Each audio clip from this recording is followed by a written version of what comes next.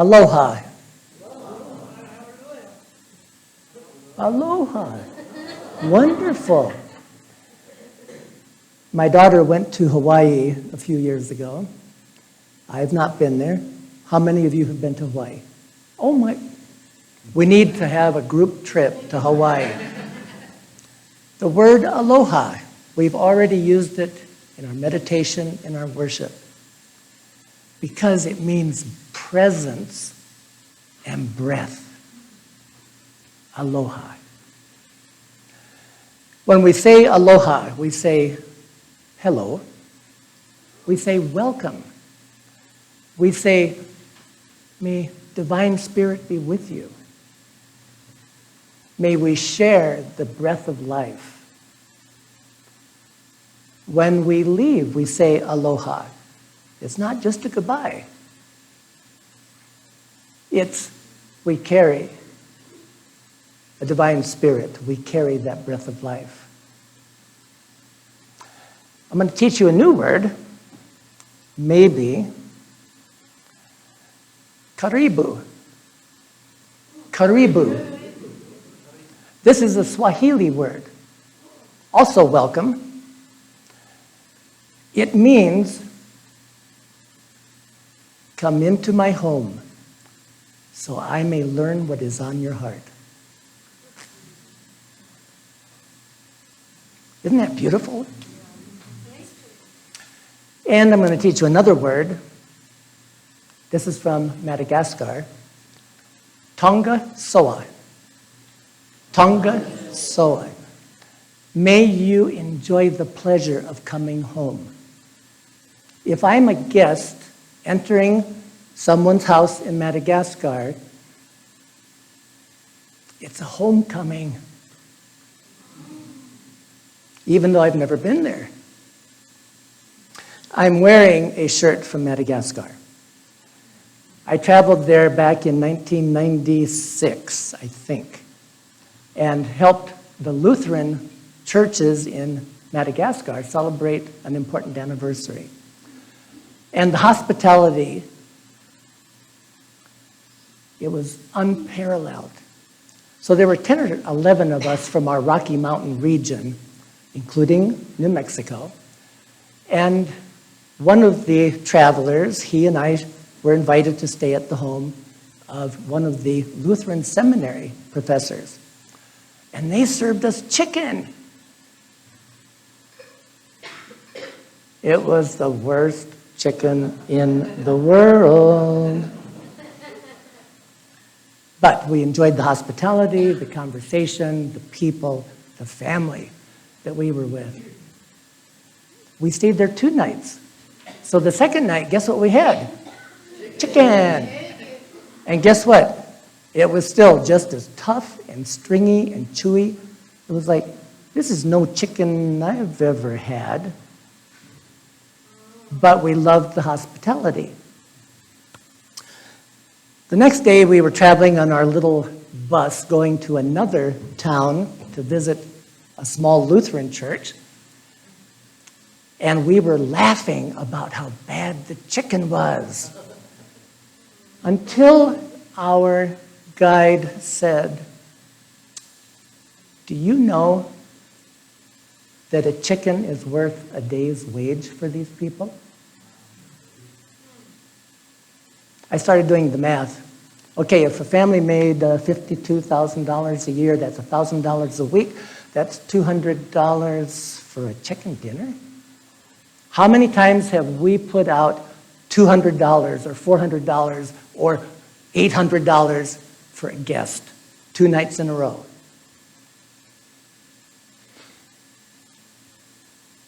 So I learned to pay attention, not to the food, but the intention of the welcome, of the hospitality, right? I'm going to be talking about hospitality and the elements of hospitality today because as both a former pastor and as a pastoral counselor, family therapist, I became concerned in my ministry and then my counseling practice that some of our brothers and sisters within the larger faith traditions were using biblical texts to limit families. The husband has to be the head of the wife and the head of the household. The wife has to be quiet and serve the husband. Children, what are they supposed to do? That's right, be seen and not heard. Obey the parents. And because I was working with so many different constellations of families, I performed a wedding for a lesbian couple. That was before I did another wedding for a lesbian couple here in Santa Fe. And many of our sisters and brothers in some of these other religious expressions, divorce is a sin.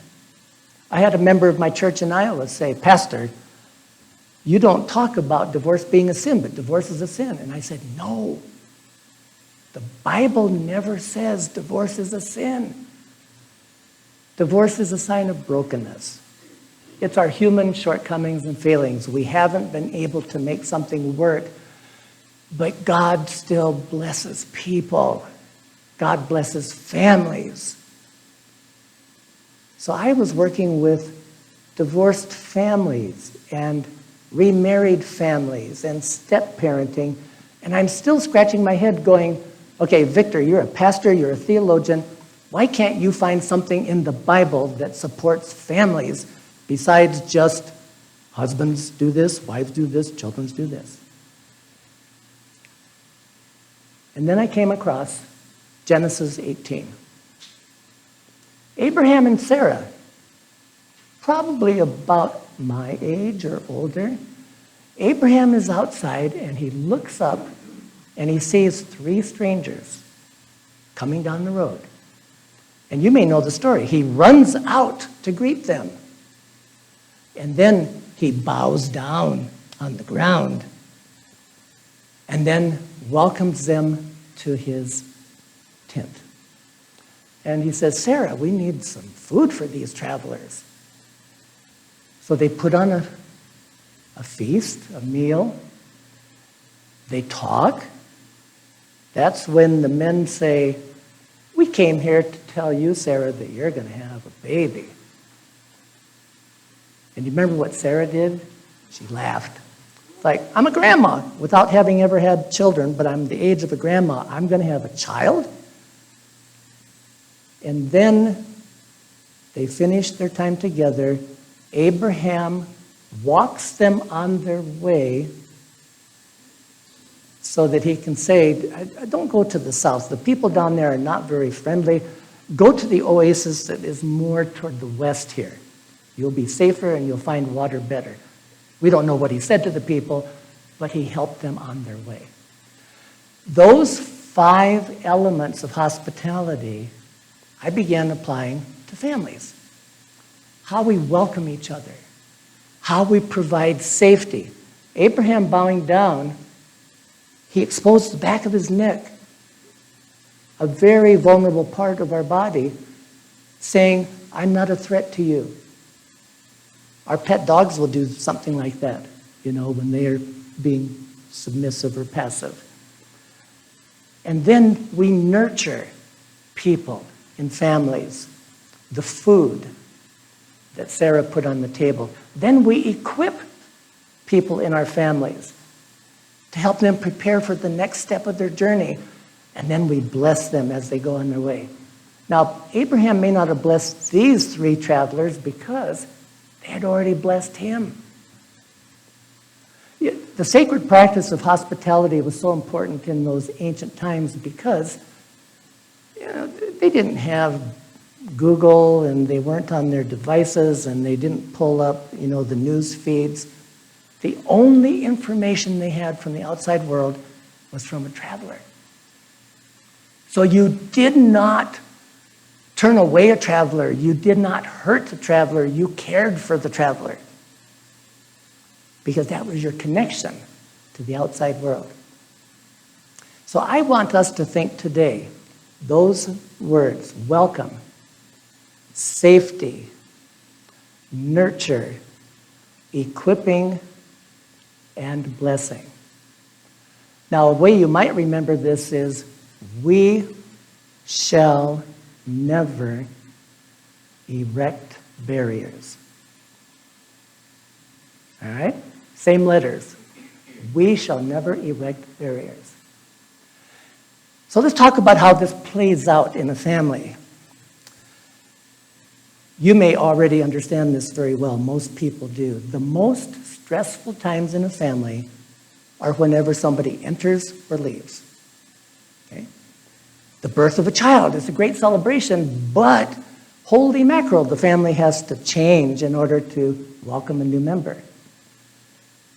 The death of somebody in the family. It creates a lot of stress because of all the change that happens. In high school, before I had ever thought about being a pastor or a therapist, I read an article, and to this day, am confused. Saturday Evening Post, I couldn't find it online. I've looked for years. Or Life magazine.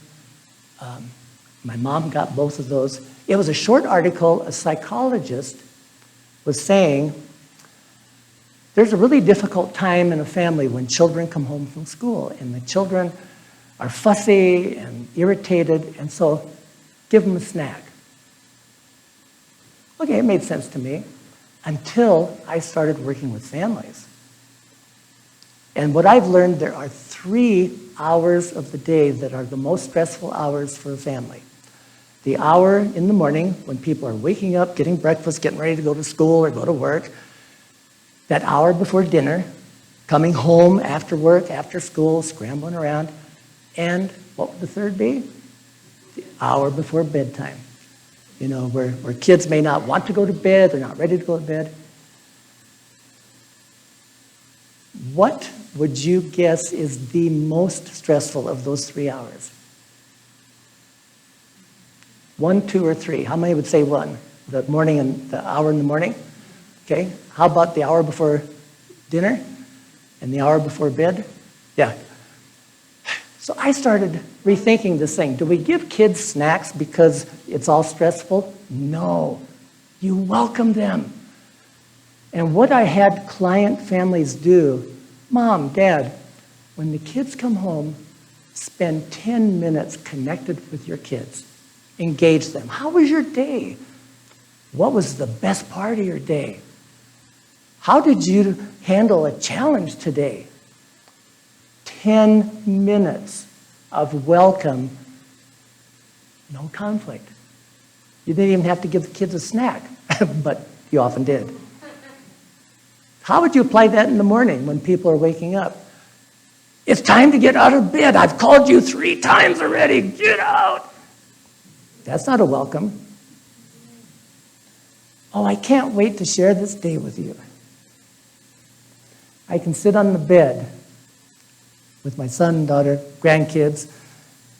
I can sit there and say, oh, I can't wait for you to wake up. It's going to be such a great day. We're going to do some fun things together. A welcome. Nighttime, especially for young children, is very stressful because they are leaving. Right? They're going to that place where they're all alone and it's dark and they might have a bad dream. So that's not a welcome time. That's a blessing time. The assurance of safety and blessing, the bedtime story, but just the reminders. You're going to be safe here. We've got a great bed for you to snuggle in. Mom and Dad love you. We bless people in those stressful times. And guess what? My experience was those families had less problem with stressors when they started practicing hospitality. Safety. We shall never erect barriers. Safety. Families need to know everybody's safe here. The counseling center that I developed in Utah, we developed a program where we treated violent offenders. Lots of domestic violence incidents. So we worked with the men We worked with their victims, and we developed a very unique program treating children who had witnessed violence in their families. So we taught safety. How do we teach safety in the family? Things like use good words. We don't use bad words, and we're not mean to each other. We want to say nice things to each other. I had a client, a divorced dad, newly divorced, 3 children, and he hadn't been very engaged as a parent, but every other weekend, now he's got 3 children, and he goes, Vic, I don't know what to do with the kids. I said, okay, think about this. What do you do for a living now? Well, I'm an EMT. Yeah, really. What could you do with kids that you could teach them something about safety? And he goes, oh, well, I'm not going to do CPR classes and stuff like that. They're too young to really understand all that. But I said, what do you like to do? What do the kids, well, we like to be outdoors. Oh, do you go on hikes? Yeah, we'd like to go up on hikes in the mountains. This is northern Utah. I said, here's an idea. When you go on a hike, each child gets a piece of paper, and you decide what pretend injury that child's going to get today. And then somewhere on the hike, the daughter goes, oh, Dad, I hurt my leg. I can't walk. So now the other kids have to learn, how do you take care of somebody when they're on a hike? The kids started getting competitive. Oh, I broke my arm. I can't move it, So it was a great opportunity where the kids, the dad, were creating this connection of parenting around safety, how to teach safety. Think about the symbols of safety we may have in our home. Peace to all who enter here. Many of our homes will have that somehow, somewhere. The welcome mat. That's nice. But even the way, maybe it's a picture on the wall. But we want people to know, you're going to be safe here. We shall never erect barriers. So now, nurturing. The nurturing part of the hospitality spans lifetimes. So as parents, we have to nurture our children when they're young so that they develop the foundation to grow into the next level of their development, on and on and on. Now, when people get to be my age, 18,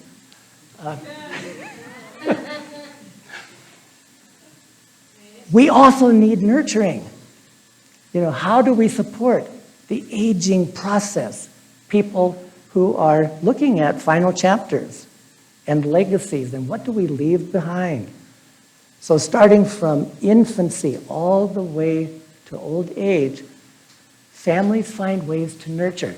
Yes, food, of course, we feed, but we nurture a spirit. We teach emotional well-being. We develop confidence, help our children develop confidence in themselves. We shall never erect barriers. We're going to nurture the people in our family. How do we equip people? I remember a situation, and I don't know the exact age, but I think it was my daughter first. My son was older, so it was either my daughter or my son, somewhere about middle school, early high school. Oh, I don't have any clean clothes. Why didn't the laundry get done? Oh, come with me. Let's take a tour of the laundry room. And here's how you work the clothes washer. And you mean I have to do my own laundry? Well, if you're out of clothes that you want, yeah, now you know how to do it. Teaching the kids how to develop a life skill. Well, we develop all kinds of life skills from younger ages all the way into our adult years. We equip people for the next step of their journey. So with a lot of the clients and even church members, I did many church retreats with young people, youth groups.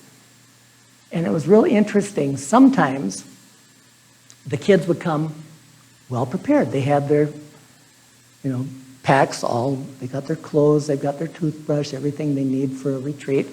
But then other kids, they came with the wrong stuff.